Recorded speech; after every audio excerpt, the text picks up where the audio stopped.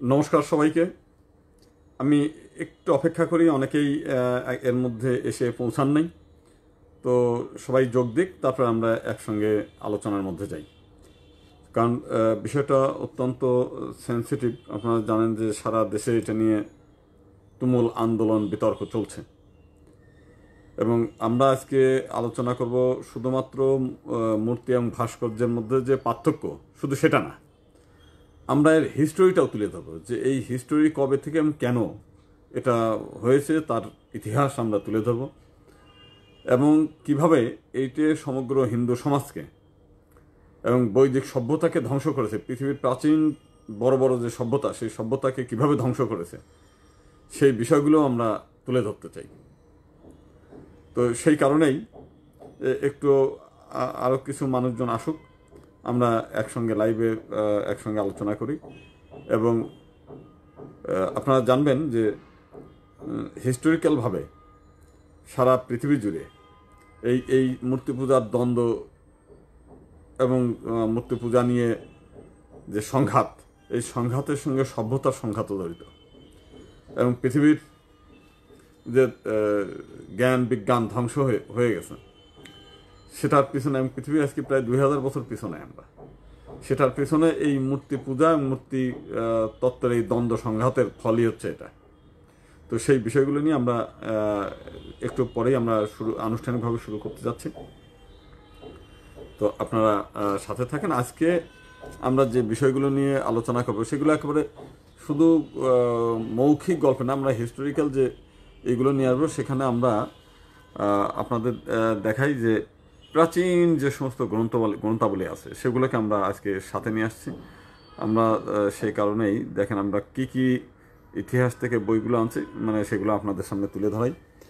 এর মধ্যে ধরেন আমরা প্রথমতেই সেই দেখেন ইসের দিকে আপনাদের দেখাই যে আমরা প্রথমেই একটা বই আনতে চাই, সেটা হলো কিতাবুল মুকাদ্দাস। বিষয়টা বোঝা যাচ্ছে না। তো এই বইটার মূল এটা হচ্ছে বাইবেলের একটা অনুবাদ। আপনার মূল বাইবেল যেটা হচ্ছে সেই বাইবেলই আপনার এখানেও বাইবেল আমাদের কাছে আছে। দেখেন পবিত্র বাইবেল, এই পবিত্র বাইবেলের যে বিষয়টা, এই বাইবেলেরই বাংলাদেশি অনুবাদ ওটা। আবার ইংলিশ বাইবেলটা আমরা নিয়ে আসছি, হলি বাইবেল যেটা ইংলিশ, সেটাও আমাদের কাছে আছে। আমাদের কাছে আছে হচ্ছে আপনার ইনজিল শরীফ। এরা করেছে কি, যেটা বাংলাদেশে করবে সেটা হচ্ছে ইনজিল শরীফ নাম দিয়ে, এবং এটা হচ্ছে নিউ টেস্টামেন্ট যেটা ইনজিল শরীফ আর কি। এবং এখানে দেখেন আপনাদের নূতন নিয়ম, যেটা ওই যে নিউ টেস্টামেন্টেরই বিষয়, এগুলো আছে। আমাদের কাছে আছে আরবি সাহিত্যের ইতিহাস। আরবি সাহিত্য, এটা ইসলামিক ফাউন্ডেশনের একটা বই, কারণ এখানে হিস্টোরির অনেক বিষয়গুলো আছে। আপনার দেখবেন যে আমরা যা আলোচনা করবো, দেখেন ইসলামিক ফাউন্ডেশন বাংলাদেশ, সরকারি প্রকাশনা। আপনারা যে এটা পড়বেন, দেখেন জেরুজালেমের ইতিহাস। এটা হচ্ছে জেরুজালেমের ইতিহাস। এই ইতিহাসটা হচ্ছে এই মানে যেখান থেকে আসলে এই মূর্তির নিয়ে দ্বন্দ্ব সংঘাত, সেই জায়গার বিষয়টা এখানে আছে। রোমের উত্থান পতন, মানে রোম সভ্যতা কিভাবে ধ্বংস হলো সেই বিষয়টা। এবং পরবর্তীকালে দেখেন ভারতে কিভাবে এটা আলবিরুনি ভারতত্ত্ব, এই বইটা লেখা এখন থেকে 1000 বছর আগে।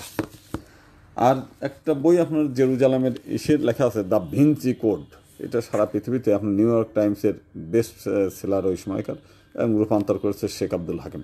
তো আমরা মূলত এই বইগুলো থেকে তথ্য প্রমাণ সহ যে আসলে এর হিস্টোরিক্যাল ব্যাকগ্রাউন্ডটা কী, মানে বিষয়গুলো শুধুমাত্র আমরা ওই আলোচনার জন্য আলোচনা, এই বিষয়গুলো আমরা করতে চাচ্ছি না। আমরা চাচ্ছি যে আজকে যে সমস্ত পাঠকরা থাকবেন, তারা যেন অন্তত এই বিষয়গুলো জানতে পারেন যে আসলে বিষয়টা কী, এটার হিস্টোরি কী, এবং এটা কবে থেকে শুরু হয়ে গেছে। এই বিষয়গুলো নিয়ে আমরা একটু আজকে চর্চা করতে চাই।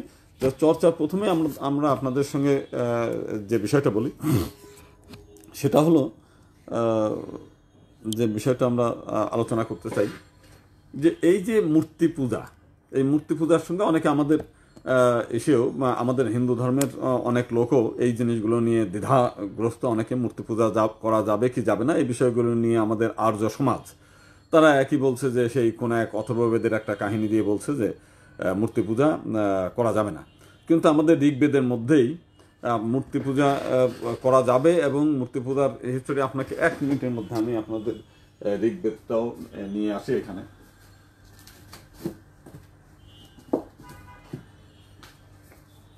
কারণ বিষয়গুলো নিয়ে আসলে আমাদের চর্চা হওয়া দরকার।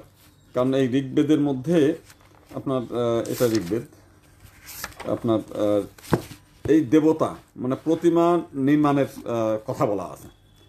তো এখন যখন নির্মাণের কথা যখন বলা থাকে, তাহলে বেদে মূর্তি পূজা নাই এই বিষয়টা আর হবে না। আমরা সেই জিনিসটা বলছি, মূর্তির বিষয়টা আগে একটু ব্যাখ্যা করি নিই আপনাদের। বেদের আমরা এটা দেখাই,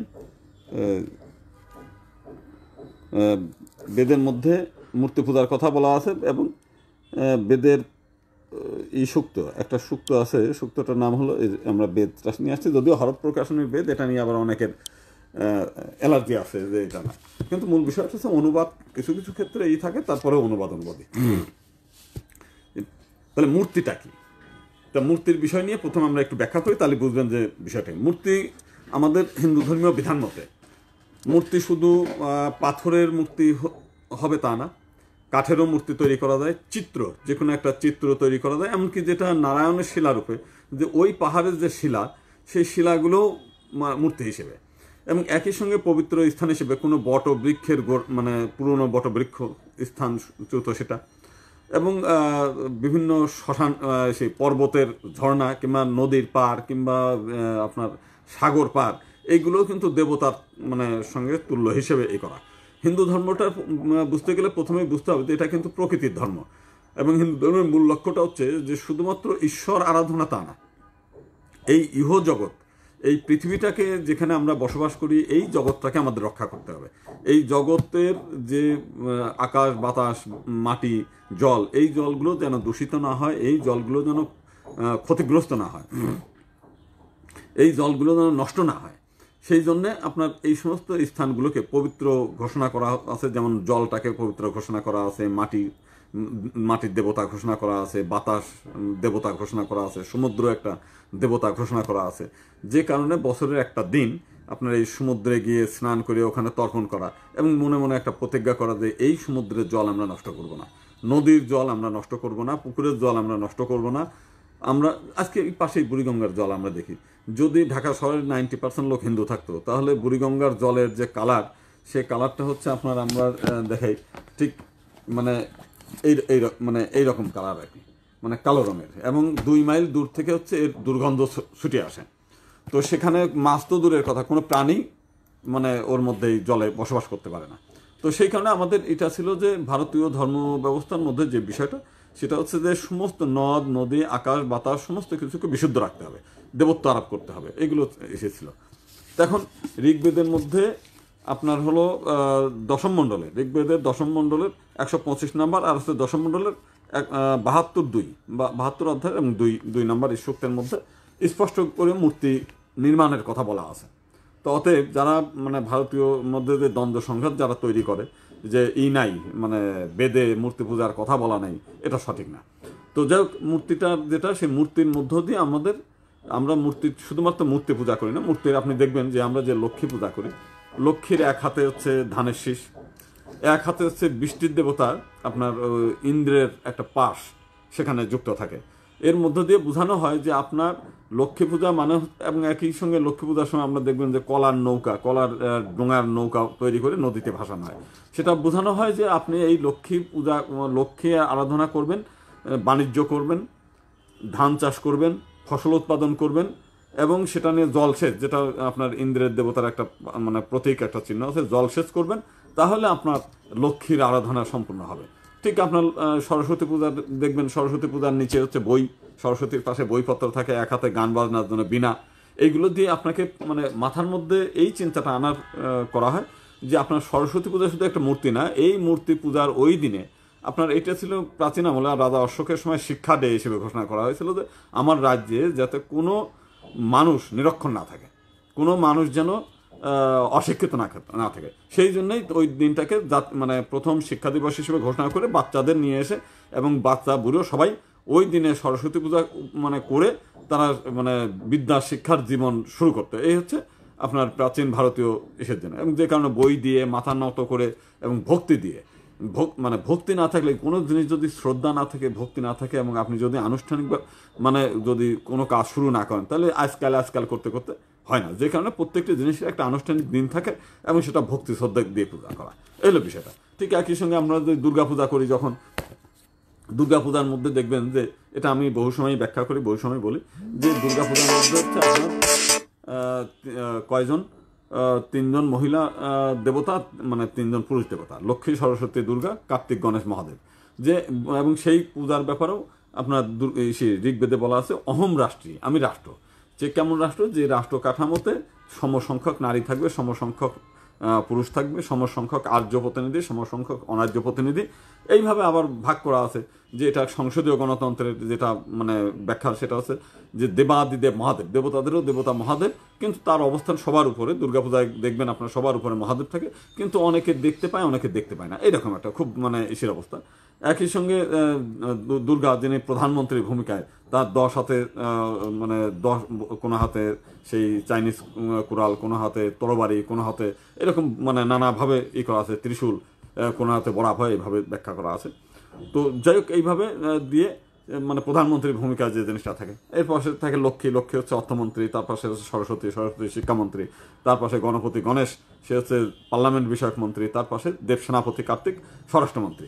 বলছে যে একটা বৃহৎ মন্ত্রণালয়, 4টি বৃহৎ মন্ত্রণালয় নিয়ে রাষ্ট্রপতি এবং প্রধানমন্ত্রী নিয়ে এমন একটি রাষ্ট্র কাঠামো গঠন করতে হবে সংসদীয় এবং সকল সম্প্রদায়ের প্রতিনিধিত্ব সুনিশ্চিত করা, এই হলো বিষয়টা, এবং সন্ত্রাস দমন যেটা আছে সেটা। তো এইগুলো হচ্ছে আমাদের দুর্গাপূজার মূল ব্যাখ্যা। তো এরকম প্রত্যেকটি প্রতিমার উপরই, শুধু প্রতিমা না, সেই প্রতিমার থেকে, যেমন আমাদের প্রাচীন ভারতবর্ষের প্রত্যেকটি মন্দিরে, যেমন বিশ্বকর্মার এক হাতে যেমন স্কেল থাকে, এক হাতে অনেক সময় ফিতা, যে মাপঝোক করার ফিতা থাকে। আবার সেদিন একটা আমরা ভাস্কর্য দেখলাম, একটা প্রাচীন ভারতের প্রায় 2000 বছর আগে একটা সেটা হচ্ছে রোড মাপার জন্য যে একটা যন্ত্র, দূরবীন মতো, যেটা দেখে রোড সমান্তরাল কিনা, কিংবা সোজা কিনা, কিংবা উঁচু নিচু কিনা, সেই সব বিষয়গুলো দেখার যে যন্ত্র, যে কালে আধুনিক কালে যে যন্ত্রটা ব্যবহার করে, সেই যন্ত্রটা ওখানে দেওয়া। এবং প্রাচীন মন্দির গাত্রে বহু জায়গায় মেয়েদের হাই হিল, মেয়েদের মাস্কারা, তারপরে হচ্ছে সেই নানা ধরনের, তারপর দূরবীন, তারপর হচ্ছে মিসাইল, আপনার বিমান বিধ্বংসী মিসাইলের এটা, হেলমেট, মহাকাশ যাত্রী, মানে কিভাবে মহাকাশ যাত্রী হয়। যেমন আগে তো মহর্ষি ভট্টাদের বৈমানিক শাস্ত্র একটা আছে, যে বৈমানিক শাস্ত্র বলে সেখানে কেমনভাবে বিমান তৈরি করতে হবে, কেমনভাবে রকেট তৈরি করতে হবে, কেমনভাবে শব্দহীন বিমান তৈরি করা যায়, তারপরে সেই সৌরশক্তি দিয়ে জ্বালানো মানে বিমান, এগুলো বৈমানিক শাস্ত্রে। তো বইপত্রগুলো যখন ধ্বংস হয়ে যায় বিভিন্ন সময়, আপনারা জানেন যে আলেকজান্দ্রিয়া গ্রন্থাগার, নালান্দা বিশ্ববিদ্যালয়ের 3টা গ্রন্থাগার ছিল 9 তলা বিশিষ্ট, লক্ষ লক্ষ বই যখন ইখতিয়ারউদ্দিন মোহাম্মদ বখতিয়ার খিলজি পুড়িয়ে দিয়েছে, আলেকজান্দ্রিয়া গ্রন্থাগার যখন, ব্যাবিলনের মানে যে সমস্ত লাইব্রেরিগুলো যখন একের পর এক ধ্বংস করে দেওয়া হচ্ছে, তখন এই জ্ঞান ভাণ্ডারগুলো বিভিন্ন মন্দির গাত্রে পাথরে খোদাই করে করে এইগুলো রাখা ছিল। তো যে কারণে ভাস্কর্য থেকে একটা চেতনা তৈরি হয়, যে আপনার একটা মূর্তি দেখলে বোঝা যাবে যে এই, যেমন মেয়েদের হাই হিল যেটা বলে, এবং কিংবা লং কোট পরা। আমরা তো মনে করেছিলাম যে ইংরেজ আসার পরে এই লং কোট, কিংবা ইংরেজ আসার পরে এই মহিলাদের হাই হিল, কিন্তু আপনি যদি এখন থেকে 2000 বছর আগে আপনার ভারতের বিভিন্ন মন্দির, আপনি যদি দক্ষিণ ভারতের মন্দিরগুলোতে যান, বিশেষ করে কর্ণাটকের মন্দিরগুলোতে, দেখবেন যে সায়েন্স অ্যান্ড টেকনোলজির সমস্ত বিষয়গুলো, ব্যবহারিক বিষয়গুলো সেখানে মন্দিরের চারপাশ দিয়ে দেয়ালে মানে খোদাই করে করে রাখা আছে, বিভিন্ন বিষয় নিয়ে আর কি। আপনি কম্বোডিয়ার যদি আপনার ওঙ্কার ধাম মন্দিরে যান, সেখানেও কিন্তু এই জিনিসগুলো পাবেন। তো এই যে মন্দিরের মূর্তিগুলো, এই মূর্তিগুলো খোদাই করা ছিল হচ্ছে চেতনা সৃষ্টি করার জন্য, এবং সায়েন্স টেকনোলজির বিষয়গুলো বর্ণনা করার জন্য, যাতে বইপত্রগুলো যদি ধ্বংস হয়ে যায় তাহলে পরবর্তীকালে এটা। তো এখন এই যে সায়েন্স এই জিনিসগুলো যখন মানুষ যারা মানে বুঝতে চেষ্টা করে নাই, এই মূর্তিটা কি, ভাস্কর্যটাকে, মূর্তিটার প্রয়োজনটা কি, তখন এইটার পিছনে যদি আপনি হিস্টোরিক্যাল যদি আমরা যাই, এবং কারা এই মূর্তির বিরুদ্ধে গেছে, কারা মূর্তিটাকে ধ্বংস করতে বলে, সেইটার যদি আমরা হিস্টোরিক্যাল যাই, হিস্টোরির মধ্যে যদি আপনি এসে যান, তাহলে আমাদের বাইবেলে যেতে হবে। বাইবেলের প্রথম শুরুতেই বাইবেলের গড আমাদেরকে বলছে যে, প্রথমে যেটা আমাদের শুরুতে সেখানে বলছে যে একজন মানুষ তৈরি করলো, সেই মানুষ তৈরি করে সে আদন উদ্যানে রাখলো, উদ্যানে রেখে এই গড তাকে বললো যে তুমি কোনো জ্ঞান বৃক্ষের কিংবা যে গাছের ফল খেলে জ্ঞান হয়, এই ফল তুমি খাবে না, এই ফল খাইলে তোমার কি হবে, তোমার মানে পতন হবে এবং তোমার নিশ্চয়ই মৃত্যু ঘটবে। এবং পরবর্তীকালে আপনার বাইবেলের এই জিনিসগুলোই এই করা আছে, যে নতুন এসির মধ্যে, যে মানব জাতির পতন হয়েছে কেন, মানব জাতি জ্ঞান বৃক্ষের ফল খেয়ে ফেলছে, এবং যে কারণে, এবং সেখানে দেখেন এই গড বলছে যে এই ফল খেলে মারা যাবে, ফল খাওয়ার পরে আমি মানব, আমি মারা গেলাম না, বরং সেখানে সাপের একটা কাহিনী বলা আছে যে সাপ ছিল খল এবং প্রতারক, যে এই ফল খাইতে উদ্বুদ্ধ করেছে। সেই সাপ কিন্তু সত্য কথা বলছে যে এই ফল খাইলে মানুষ মরে না, বরং জ্ঞানী হয়। তো এই বিষয়গুলো হচ্ছে। তো এখন এই যে বাইবেলের যে ইটা, তো সেখানে আপনার হিস্টোরিক্যাল যদি যান, তাহলে পৃথিবীর যদি আপনি হিস্টোরি ধরি, প্রাচীন মিশর হিন্দু রাষ্ট্র ছিল। মিশরের নামটা ছিল ইজিপ্ট। ইজিপ্ট শব্দের অর্থ হলো অজপতি। অজপতি থেকে যেমন আমাদের বন্দ্যোপাধ্যায় ব্যানার্জি হয়ে যায়, চট্টোপাধ্যায় চ্যাটার্জি হয়ে যায়, কলকাতা ক্যালকাটা হয়ে যায়, এরকম বিভিন্ন শব্দগুলো মানে পরিবর্তন হয়ে যায়। ঠিক ওই রকমই এই ছিল। তো প্রাচীন মিশর ছিল একটি হিন্দু রাষ্ট্র, প্রাচীন রোম একটি হিন্দু রাষ্ট্র ছিল, জেরুজালেম একটি হিন্দু রাষ্ট্র ছিল। তো এখন জেরুজালেম হিন্দু রাষ্ট্র ছিল কেমন করে বোঝা যাবে? সেই বোঝার যে বিষয়গুলো, সেটা আপনি যদি বাইবেলের আমরা এসে যাই, তাহলে সেখানে থেকে কিন্তু আপনার স্পষ্ট করে এই ধারণাগুলো পাওয়া যাবে। যেমন আপনার বাইবেলের একটা জায়গা আছে, নবীদের কিতাব, মানে ইহিজকেল যে একটা বই, এখান থেকে আমি একটু পড়ে শুনাই যে সেখানে যে বাইতুল মুকাদ্দাসে মূর্তি পূজা, সেখানে বলছে যে এই গড একজন ব্যক্তি বর্ণনা করছেন যে তার মাথা মানে চুল ধরে নিয়ে বাইতুল মোকাররমে নিয়ে গেছেন, মানে মুকাদ্দাসে নিয়ে গেছেন। মুকাদ্দাসের সেখানে দেখা গেল তার বিভিন্ন দরজার গেটে দেখলো যে মূর্তি আছে। এখন মন্দিরের মধ্যে যেটা মূল গৃহ, সেখানে পূজা পার্বণ হচ্ছে। এরপরে তারপরে কি হলো, প্রত্যেক গেটে যে কয়টা গেট, সেই গেটেই মূর্তি আছে। এবং সেখানে বললো যে বহু প্রাণীর, বিভিন্ন প্রাণীর মূর্তি টুর্তি সেখানে আঁকানো রয়েছে সেই জায়গা। সেখানে দেখা গেল 70 জন লোক একসঙ্গে পূজা দিচ্ছে, ধূপ দিচ্ছে, সেই দেবতাকে আরাধনা করছে। সেই বিষয়গুলো দেখলো। দেখার পরে যে জিনিসটা করলো, সেখানে এই বাইতুল মুকাদ্দাসের যেটা, সেই মূর্তি পূজারীদের উনি বললেন আরও ওনার সাথে, মানে এই গড আরও কয়জন লোক, 6 জন লোক সাথে ছিল, এবং আরেকজন এই দিয়ে তাকে বললো যে এদের প্রত্যেককে তোমরা হত্যা করো। এবং তারা দেখা গেল যে ওইখানে মানে অস্ত্র নিয়ে, যে জিনিসটা আমি আপনাকে যদি একটু পড়ে শোনাই আর কি, জিনিসটা ভালো হবে। দেখেন কত বড় ধ্বংসাত্মক এটা আর কি। সেখানে বলা আছে যে তারপর আমি শুনতে পেলাম তিনি 6 জনকে বলছেন, তোমরা শহরের মধ্যে ও পিছনে পিছনে যাও এবং কোনো মায়া মমতা না দেখে লোকদেরকে মেরে ফেলতে থাকো, কাউকে রেহাই দিও না। বুড়ো, যুবক, যুবতী, স্ত্রীলোক, ছোট ছেলে মেয়ে মেরে ফেলো। কিন্তু যাদের কপালে চিহ্ন দেয়া, ওই যে কিছু চিহ্ন দিয়ে রাখছিল যারা মানে ইহুদি, তাদের বাদ দিয়ে বলছে যে এতে বাইতুল মুকাদ্দাসের সামনে যে বৃদ্ধ নেতারা ছিলেন তাদের দিয়ে শুরু করো। তারপর গড তাদের বললেন, তোমরা নিহত লোকদের দিয়ে উঠানটা ভরে ফেলো, বাইতুল মুকাদ্দাস নাপাক করো, যাও কাজ করো। কাজেই যারা বের হয়ে শহরের গিয়ে লোকদের মেরে ফেলতে লাগলেন, আমি তখন বাইতুল মুকাদ্দাসে একা ছিলাম। সেই সময় আমি উবুর হয়ে আবেগের সঙ্গে বললাম যে হায় গড মালিক, জেরুজালেমের উপর তোমার গজব ঢেলে দিয়ে তুমি কি ইসরায়েলিদের ধ্বংস করে ফেলবে? তিনি জবাবে বললেন, ইসরায়েলি এহুদার লোকদের গুনাহ খুবই বেশি, দেশে রক্তপাতে ভরা, আর এই শহরটা খুব অন্যায় কাজে ডুবে গেছে। মানে এই হলো মূল বিষয়টা। তারা, এবং এটার কারণটা কি, সেটা হচ্ছে যে তারা মূর্তি পূজা করে। এবং মূর্তি পূজার বিষয় নিয়ে তারা যে জিনিসটা বললেন, সেখানে হচ্ছে এদেরকে নির্দেশ দিচ্ছে, যেটা বাইবেলের মধ্যেই আছে, যে ওয়াদা এবং নির্দেশ। দেখেন ওয়াদা নির্দেশের মধ্যে যে জিনিসটা বলতে চাচ্ছে যে আমি তাদের সকলকেই, আমার ফেরেশতা তোমাদের আগে আগে সেই দেশে তোমাদের নিয়ে যাবে, আমি তাদের সকলকেই ধ্বংস করে ফেলবো। তোমরা তাদের দেবতাদের পূজা বা সেবা করবে না, সেখানকার লোকেরা যা করে তা করবে না, তোমরা তাদের দেবদেবীর মূর্তিগুলো ভেঙে ফেলবে। তো এই যে দেবদেবীর মূর্তিগুলো ভেঙে ফেলা এবং ওই মানে তাদেরকে যারা পূজা করে তাদেরকে কেটে ফেলা, মানে নিহত করা। এই নিহত করার ব্যাপারে শুধু আরেকটু না, আপনার যদি তৌরাত শরীফের 2য় বিবরণে আপনি আসেন, সেখানে দেখেন এইখানে দেবদেবীর বিরুদ্ধে, পূজার বিরুদ্ধে নিয়ম। এই নিয়মের মধ্যে বলছে যারা এই দেবদেবীর পূজা করে তাদের বলছে যেসব পুরুষ এবং স্ত্রী লোকরা এরকম জঘন্য কাজ করেছে, তোমরা তাকে গ্রাম বা শহরের সদর দরজার কাছে নিয়ে পাথর ছুঁড়ে হত্যা করবে। কোনো মানুষকে হত্যা করতে হলে 2 বা 3 জন সাক্ষীর উপর ভরসা করে তা করতে হবে, মাত্র একজন সাক্ষীর উপর ভরসা করে না। এই জিনিসগুলি পরবর্তীকালে বিভিন্ন ধর্মগ্রন্থে আসছে। তো তারা মূলত হচ্ছে এই জিনিসগুলো করেই আপনার একের পর এক ধ্বংসযজ্ঞ করেছে আর কি। তাহলে প্রথম যে জিনিসটা হলো সেটা হলো মূর্তি পূজার বিরুদ্ধে এই বক্তব্যগুলো আসলে বাইবেল থেকে।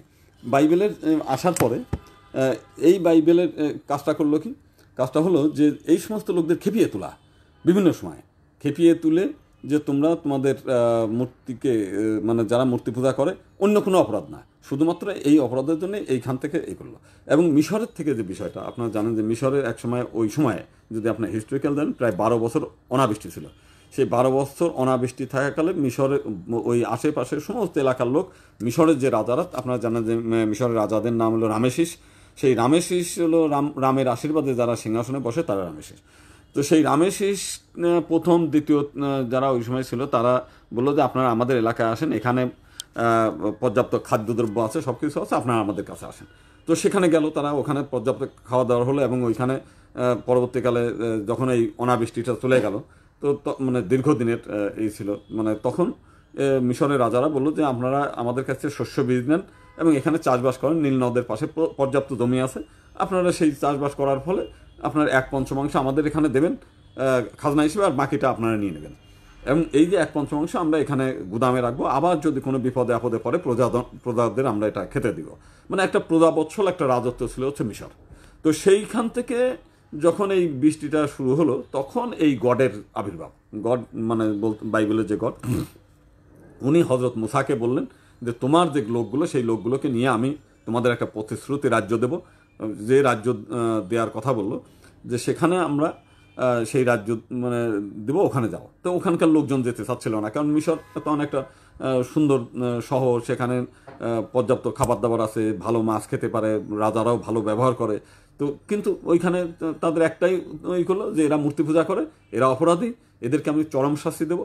এবং এইরকম দেখা গেল যে ওই তারা যখন যেতে চাচ্ছে না তখন সেই 10টা গজবের ব্যাপার, সেই আপনার পঙ্গপাল দিয়ে উৎপাত করা, বিভিন্ন ভাইরাস ছেড়ে দেওয়া, জলগুলো নষ্ট করা, এই ধরনের নানান কিছু উৎপাত তৈরি করে ক্ষেতের ফসল নষ্ট করে দেওয়া। আরেকবার বললো যে প্রত্যেক বাড়ির একটা করে ছেলেকে আমি মেরে ফেলবো, বড় ছেলেকে। এইভাবে উৎপাত করে এই গড, যেখানে আপনি বাইবেল যদি পড়েন দেখবেন যে চরম নৃশংসতম ঘটনা, একটার পর একটা খেপে যায়, একটার পর একটা ই করে, তাদেরকে নানান নির্যাতন নিপীড়ন করে শেষ পর্যন্ত তাদেরকে বাধ্য করলো এখান থেকে নিয়ে যেতে। নিয়ে যাওয়ার পথে নীলনদ পার হওয়ার পরে বিভিন্ন এলাকায় থেকে লুটপাট করা, বিভিন্ন গ্রাম লুটপাট করা, বিভিন্ন ইসের লুটপাট করা, এরকম লুটপাট করতে করতে করতে করতে মাঝে এক জায়গায় একটা লেবীয়দের একটা ঘটনা ঘটছে যে এই গড বলছে যে আমি একটা বাণী নিয়ে আসতে যাচ্ছি গডের কাছ, মানে মুসা বলছে আমি গডের কাছ থেকে বাণী আনতে যাচ্ছি। তো বাণী আনতে যায় সে একটু লেট করেছে, এর মধ্যে তারা একটা সোনার বাছুর, একটা বাছুর তাদের গহনা ছিল, সেই গহনাগুলো গলিয়ে একটা সোনার গরু তৈরি করছে। গরু তৈরি করে, যেহেতু গরুর, তারা হিন্দু, তখনও পর্যন্ত তারা হিন্দু, তো তারা, আমরাও তো জানি যে আপনার গরুর দেহে 33 কোটি দেবতা আছে, যে কারণে গৌ মাতাকে আমরা মাতা বলি। তো সেইভাবে তারাও মানে ওই যারা নিয়ে যাচ্ছিল তখনও পর্যন্ত তারা ইহুদি হয়নি, তো তাদেরকে বলল যে মানে তারা এই গৌ মাতাকে আমরা পূজা করি। তো গৌ মাতাকে যেই পূজা করছিল এবং আনন্দ উৎসব করছিল, সেই মুহূর্তে মুসা ফেরত এসে, এবং সেই সময় গড নাকি শুনতে পায় যে তারা আনন্দ প্রকাশ করছে, তো মুসা ফেরত এসে লেবীয়দের বললো যে তোমরা এক কাজ করো, এই যারা এই মূর্তি পূজা করেছে তাদেরকে তুমি মানে হত্যা করো। এবং একদিনে প্রায় 3,500 লোককে সেই সময় হত্যা করা হলো। এবং যখন এই 3,500 লোককে হত্যা করা হলো তখন তারা কিন্তু অন্যান্য লোকজন আর এই মূর্তি পূজা টোজা ইয়ে করলো না, এবং ওই মূর্তি গলিয়ে মানে ছাই করে মানে গুঁড়ো করে সেইগুলো আবার প্রত্যেকের খাওয়াইছে। মানে এইভাবে নৃশংসতম করতে করতে গেল জেরুজালেমে। জেরুজালেমে গিয়ে যে জিনিসটা করলো সেটা হচ্ছে আপনাকে একটু আগে আমরা যেটা পড়ে শুনলাম, জেরুজালেম একটা হিন্দু মন্দির, সেখানে ধূপধনা দিয়ে পূজা পার্বণ হচ্ছে, সেখানে পুরোহিতরা মানে মন্দিরটাকে রক্ষা করছে। তারা অতর্কিতভাবে সেই মন্দিরে গিয়ে হামলা করে মন্দিরের যে সমস্ত পুরোহিত এবং একই সঙ্গে 70 জন যে আপনার যারা পূজারী ছিল তাদেরকে হত্যা করে এবং টোটালটা ইহুদিরা দখল করে নিয়ে তখন তাদের বললো যে মূর্তি পূজার বিরুদ্ধে তাদের এই যে মানে 10টা কমেন্টস, সেই 10টা কমেন্টসের এটা নিয়ে আসলো ওইখানে। এবং তারা এই ইহুদিরাই প্রথম হিন্দুদের মন্দির দখল করলো, জেরুজালেমের যেটা মাউন্ট টেম্পল, যেটা আপনার বাইতুল মানে মোকাদ্দেস যেটা বলতেছে সেটা, এটা ছিল হিন্দু মন্দির। এবং পরিপূর্ণ বাইবেলের মধ্যে আপনি পড়লেই, বিশেষ করে আপনি যদি জেরুজালেমের আপনার সাইমন সেবাগ মন্টে গফরির যদি একটা বই পড়েন, এটা আপনি দেখবেন এই জেরুজালেমের ইতিহাসের মধ্যে এটার বিশদ বর্ণনা আছে আর কি, যে পুরোপুরি একটা হিন্দু রাষ্ট্র এবং হিন্দু মন্দিরকে তারা কিভাবে ইহুদিরা এটা দখল করলো সেই বিষয়গুলো বিশদ বর্ণনা করা আছে। তারা হঠাৎ করে অতর্কিত আক্রমণ করে দখল করলো। আসলে বিষয়টা হচ্ছে যে এই যে জেরুজালেম যখন দখল করার পরে এটা নিয়ে দীর্ঘদিন যুদ্ধ হয়েছে। দখল শুধু একবার হয়ে গেছে তা না, জেরুজালেম দখল করেছে ইহুদিরা, পরবর্তীকালে মিশরের রাজারা এবং গ্রিক রাজারা, তারাও হিন্দু, দুই পক্ষ মিলে আবার উদ্ধার করেছে। এইভাবে উদ্ধার একবার দখল করে, আবার ইহুদিরা ভিতরে তারা গোপনে মিটিং করে অতর্কিত হামলা করে। বিশেষ করে হিন্দুদের যে দুরবস্থা আপনারা দেখেন ভারতবর্ষে, গত 1000 বছর ধরে নির্যাতন, নিপীড়ন, লুটপাট, দাঙ্গা হাঙ্গামার শিকার হয়েও এরা কিন্তু, আপনি ফেসবুক ঘাটেন, দেখেন যে প্রত্যেক মানে বাড়ির পাশে মন্দির পুরাচ্ছে, এর খেয়াল নাই। এরা কিন্তু ওই বউ ছেলে মেয়ে নিয়ে সেলফি তুলে ফেসবুকে দিচ্ছে, মানে পাশের বাড়ি আগুন ধরতে, এদের তাদের কোনো খেয়াল নেই। মানে পাশের মানে নিজের একটা পাশের বাড়ির একটা মেয়ে সেই ফুসলিয়ে নিয়ে চলে যাচ্ছে, কনভার্ট করতেছে, এই পাশের লোক এই নেই। পাশের বাড়ির থেকে 10টা ফ্যামিলিকে খ্রিস্টান বানায় নিচ্ছে, এদের কিন্তু খেয়াল নাই। মানে এই যে আনন্দপ্রিয় জাতি, মানে যে কোনোভাবে হোক নিজেদেরকে আনন্দে রাখা, ঠিক ওইভাবেই আপনি যদি ইসের পড়েন, আপনার একটা ইসের জেরুজালেমের যে হিস্টোরি, সেখানে একটা দিনের ঘটনা আমরা বর্ণনা করি। সেই জায়গাটা কি দেখছেন, যে যেদিন প্রথম এই হিন্দুরা ইহুদিদের কাছ থেকে মন্দিরটাকে ফেরত পেল, ফেরত পাওয়ার পরে তাদের মানে আচরণটা কি হলো, বলছে যে এখানে যে জিনিসটা আপনার একটু পড়ে শোনাই, যে খ্রিস্টপূর্বে 187 সালে সাবাতের দিন চাতুরির মাধ্যমে, চাতুরির কথাটা বলতে যাচ্ছে একজন ইহুদির লেখা। তো ইহুদি ভদ্রলোক সবসময় তার ইসের দিকেই করবে, যে চালাকি চাতুরি করে আমাদের কাছ থেকে এই মন্দিরটা কেড়ে নিচ্ছে। বলছে যে সাবাতের দিনে চাতুরির মাধ্যমে জেরুজালেম দখল করেন আন্তিওকাস, সেখানে হাজার হাজার মানুষকে হত্যা করেন, নগর প্রাচীরগুলো ধ্বংস করেন। একন নামে একটি নগর দুর্গ নির্মাণ করা হলো। নগরের দায়িত্ব তিনি গ্রিক গভর্নর ও সহযোগী মেনেলাওয়াসের নিকট অর্পণ করেন। আন্তিওকাস টেম্পলে সব ধরনের উৎসর্গ এবং ধর্মীয় অনুষ্ঠান নিষিদ্ধ ঘোষণা করেন। ইহুদি আইন পালন এবং খাতনা করলে মৃত্যুদণ্ড দেওয়ার ঘোষণা দেন। টেম্পলটিকে শূকরের মাংস দিয়ে লেপন করার নির্দেশ দেন। 6ই ডিসেম্বর টেম্পলটি রাষ্ট্রীয় দেবতা অলিম্পিয়ান জিউসের পূজার উদ্দেশ্যে নিবেদন করা হয়। এটা ছিল এক বিভীষিকা করে, এবং সেখানে বলছে মেনেলাওয়াস বিনা আপত্তিতে মেনে নেয়। লতা পাতা দিয়ে বানানো মুকুট পরে মানুষ টেম্পলের মধ্য দিয়ে মিছিল করে যায়। প্রার্থনার পর এমনকি অনেক পুরোহিত জিমনেশিয়ামে উলঙ্গ খেলা দেখতে আসেন। এই যে মানে আজকে পয়লা বৈশাখের সময় যে মেয়েরা মাথায় মুকুট পরে এখনও আমাদের এখানে যায়, ঠিক সেই জিনিসগুলো করে এই ওইখানে যাচ্ছিল।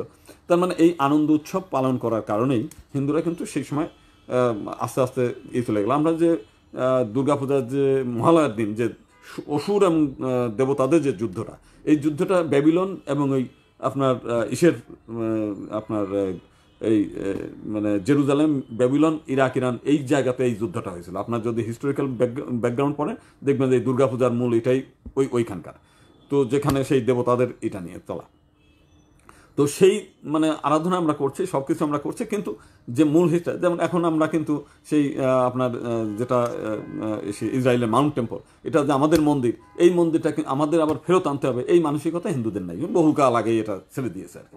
এখন যে বিষয়টা, সেই জিনিসটাই মানে আস্তে আস্তে সমগ্র ইসের মধ্য দিয়ে আপনার ওই পার্শ্ব এলাকায় যতগুলো ধর্ম, যারা ইহুদিরা, তখন তারা চেষ্টা করেছে আস্তে আস্তে তাদের মতাদর্শের সংখ্যা বাড়ানো, যে এই মূর্তি পূজা বিরোধী এবং একটা গ্রুপ, যে কারণে তারা প্রথম থেকেই বলছে যে মানুষ যদি জ্ঞানী হয়ে যায়, তাহলে কিন্তু এই মূর্তি সম্পর্কে তাদের ধারণা হয়ে যাবে, মূর্তি কেন দরকার। জ্ঞানী লোকরা বোঝে, কারণ মূর্তি কিন্তু পৃথিবীর সভ্য জাতির জন্য দরকার। যে আমাদের হাইকোর্টের সামনে একটা প্রতীক আছে, দাঁড়িপাল্লার প্রতীক, এরকম একটা প্রতীক। আমাদের বাংলাদেশের একটি মনোগ্রাম আছে, প্রতীক। আমরা বিভিন্ন সময় যে আমরা ঢাকা বোর্ডে আমরা পড়াশোনা করি, সেই বোর্ডের মানে যে সার্টিফিকেটের উপর একটা ঢাকা বোর্ডের একটা মনোগ্রাম আলাদা, রাজশাহী বোর্ডের একটা মনোগ্রাম আলাদা, কুমিল্লা বোর্ডের মনোগ্রাম আলাদা, এই প্রতীকগুলো আছে আর কি। আপনি ঢাকা বিশ্ববিদ্যালয়ের একটা মনোগ্রাম আছে, সেটা আলাদা। জাহাঙ্গীরনগর বিশ্ববিদ্যালয়ের একটা মনোগ্রাম আছে, সেইটা দেখলে আমরা বুঝি যে এটা জাহাঙ্গীরনগর বিশ্ববিদ্যালয়। এই যে প্রতীক, এই প্রতীকগুলো সভ্যতার একটা অংশ। প্রতীক দরকার নাই কার? প্রতীক দরকার নেই হচ্ছে আমাজন জঙ্গলে যাবেন যারা এখনও কাপড় চোপড় পরে না, কোনো টাকা পয়সার ব্যবহার নেই, তাদের কোনো প্রতীক দরকার নেই, কোনো টাকা পয়সাও দরকার নেই, উলঙ্গ হয়ে ঘুরে বেড়াচ্ছে, পশু পাখি মাছ টাছ যা পারে ধরে কাঁচামাচু খেয়ে ফেলতেছে, এদের জন্য প্রতীক দরকার নেই। কিন্তু সভ্য জগতে প্রত্যেকটি জিনিসের জন্য প্রতীক দরকার। এখন একটা টাকা ছাপবেন, সে টাকার উপর একটা প্রতীক, 10 টাকার নোটের যে প্রতীক, আপনার 100 টাকার নোটের একটার থেকে আরেকটা যে পরিচিতি, চেনা যাওয়ার পার্থক্য, এই টাকার পার্থক্য করতে গেলে আপনার প্রতীক আলাদা আলাদা চিহ্ন দিতে হবে। এই চিহ্নটাই কিন্তু হিন্দু ধর্মের যে প্রতীক এবং মূর্তি কিন্তু সেম। ভাস্কর্যের নিয়ে যে দ্বন্দ্ব সংঘাত হচ্ছে, ভাস্কর্য কিন্তু ঠিক একটা চেতনা সৃষ্টি করার জন্য। যেমন আপনার দুর্গা পূজার মধ্য দিয়ে আমরা একটা রাষ্ট্রীয় চেতনা আমরা তৈরি করি, যে সকল সম্প্রদায়ের প্রতিনিধিত্ব নিশ্চিত করতে হবে। এই চেতনাটা যে একটা রাষ্ট্র মানে শান্তিময় পরিবেশ করতে হয়, সুন্দর রাষ্ট্র করতে হয়, তাহলে ওই রকম একটা রাষ্ট্র করতে হবে, সেইটার চেতনা। ঠিক একইভাবে লক্ষ্মী পূজা দিয়েও যে কীভাবে আমার ব্যবসা বাণিজ্য করতে হবে, কীভাবে আমার অর্থনৈতিকভাবে সচ্ছল আসা যায়, এইটার থেকে একটা চেতনা তৈরি হয়। ঠিক একইভাবে ভাস্কর্য যেখানেই তৈরি হয়, যদি একটা ভাস্কর্য কোনো মানুষের কিংবা কোনো প্রতীক যদি না হয়, তাহলে যেখানে আপনি ফুল দেবেন না, তাহলে ওখান থেকে কোনো চেতনা নেই। কিন্তু যদি শহীদ মিনারে দিয়ে আপনি ফুল দেন, তাহলে ওখান থেকে আপনি রাষ্ট্রভাষা বাংলা চাই, এই চেতনাটা অন্তত ওই দিনে আসে। ওই দিনে বিভিন্ন জায়গায় আমাদের রাষ্ট্রীয় নেতারা তখন বলতে চায় যে রাষ্ট্রের সর্বস্তরে বাংলা প্রচলন করতে হবে, অন্যদিন বলে না। ওই যেদিন 21শে ফেব্রুয়ারি তার আগের দিন 2 দিন দেখবেন যে পত্রপত্রিকায় এটা নিয়ে লেখা হচ্ছে, হাইকোর্টের আদেশনামাগুলো বাংলায় লিখতে হবে, হাইকোর্টের আর্জিগুলো বাংলায় করতে হবে, সাইনবোর্ডগুলো বাংলায় করতে হবে। এই সমস্ত কথাগুলো কখন আসে? যখন ওই দিনটা আসে। তাহলে ওই দিনে যদি আপনি পুত পবিত্র হয়ে যদি আপনি শহীদ মিনারে ফুল দিতে যান, ঠিক আমাদের মন্দিরে যে দেবতা, সেই দেবতার কাছেও আমরা পুত পবিত্র হয়ে আমরা ফুল অর্পণ করছি, ধূপ অর্পণ করছি, সমস্ত কিছু অর্পণ করে ওই জিনিসটা যেন আমরা পবিত্র মনে রাখি। কারণ আপনার এই মূর্তিটা যদি আপনার পূজার মধ্যে না রাখা হয়, যদি ভক্তি শ্রদ্ধার মধ্যে না রাখা হয়, তাহলে রাস্তায় পড়ে ওটা এমনিতেই ধ্বংস হয়ে যাবে, কিংবা অন্যরা ধ্বংস করবে। কিন্তু ধ্বংস হলে কী হবে? যে জ্ঞান বিজ্ঞান এবং যে মূল থিম, সেই থিমটা পরবর্তী প্রজন্মের কাছে আর যাবে না। তো সেই কারণে এটা পূজার মধ্য দিয়ে যাতে পরবর্তী প্রজন্মের কাছে এই মূল জ্ঞান বিজ্ঞানটা ছড়িয়ে যায়, এই বিষয়গুলো। আমি কয়েকদিন আগেও এরকম একটা দিয়েছি যে দূরবীন ছিল, এটা ছিল, বিভিন্ন কিছু আর কি। এখন এই যে প্রতীক, এই প্রতীক ছাড়া আপনি একটা কোম্পানি খুলবেন, আপনার নিজস্ব একটা মনোগ্রাম থাকতে হবে। সেই মনোগ্রাম দেখলে বোঝা যায় যে এটা হলো বাটা কোম্পানির জিনিস, বাটার লেখাটারই ওইটা একটা প্রতীক। তো সেই প্রতীক ছাড়া জগৎ অচল, এই প্রতীক ছাড়া কেউ করতে পারবে না।